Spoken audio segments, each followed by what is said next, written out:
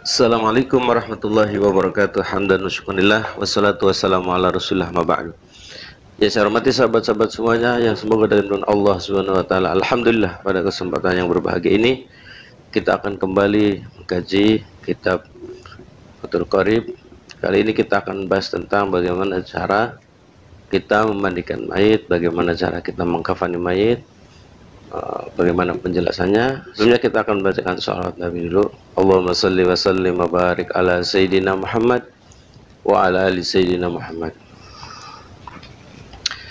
Baik, kewajiban seorang muslim kepada muslim yang lainnya adalah, yang pertama adalah memandikan, terus mengkafani, mensolatkan, dan mengkuburkan.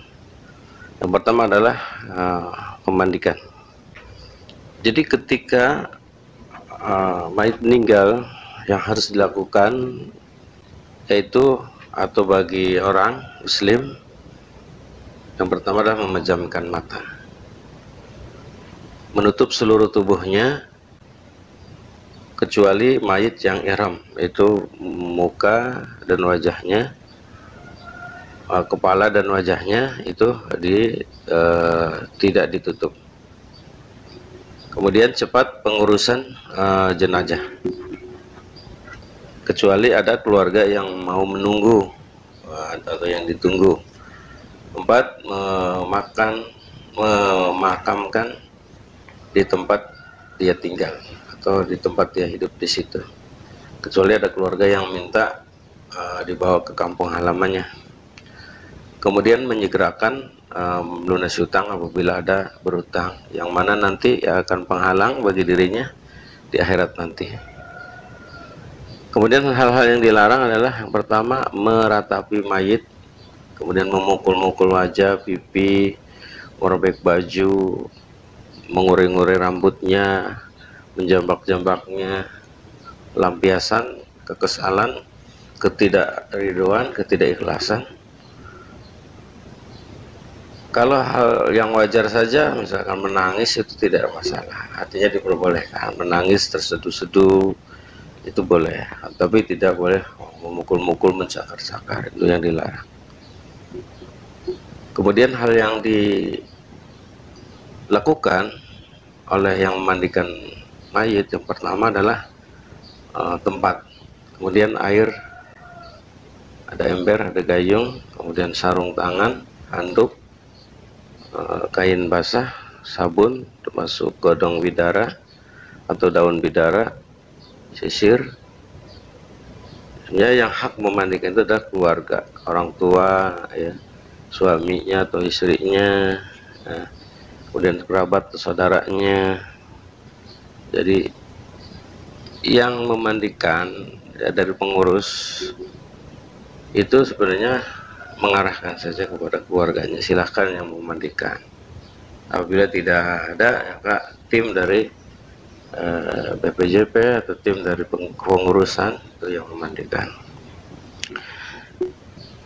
Kemudian cara memulainya adalah niat membaca bismillah dan niat memandikan, kemudian berlaku sopan, lemah lembut, mengangkat badannya, tekan bagian perut, pelan-pelan istinjakan atau keluarkan kotoran yang ada di perutnya. Kemudian bersihkan juga mulutnya, hidungnya, kupingnya apabila ada kotoran, dan mulailah dari arah kanan.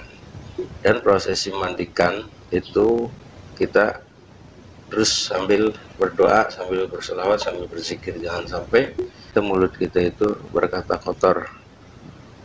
Misalkan mayitnya luka ataupun cacat, nah kita, jadi yang memandikan mayit itu harus dijaga daripada lisannya, jangan sampai berkata yang buruk kepada si mayit itu. Ketika orang dalam peperangan terus kemudian meninggal, maka tidak usah dimandikan dan disolatkan, mati syahid. Nah, itu setelah gerak.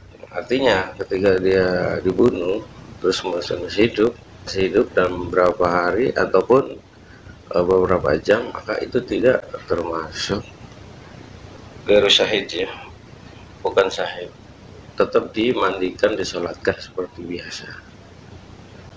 Nah kalau misalkan langsung terbunuh, langsung tertembak, langsung terkena sabetan pedang, langsung meninggal di tempat, itu baru syahid, tidak disolati dan tidak dimandikan.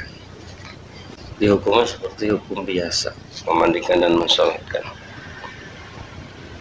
Kemudian juga ketika ada bayi keluran, apabila tidak ada tanda-tanda dia masih hidup, tidak ada suara yang nangis, ya, rengekan bayi, maka ini tidak disolatkan, bahkan tidak sah disolatkan, tapi boleh dimandikan, boleh dimandikan. Kalau dia mencapai umur 4 bulan ke atas, itu. Tapi kalau misalkan nampak tanda-tanda dia masih hidup, tangisannya masih terdengar suaranya, ya, napasnya masih ada, maka ini hukumnya disamakan dengan hukum orang dewasa, hanya dimandikan, disolatkan, dikafankan seperti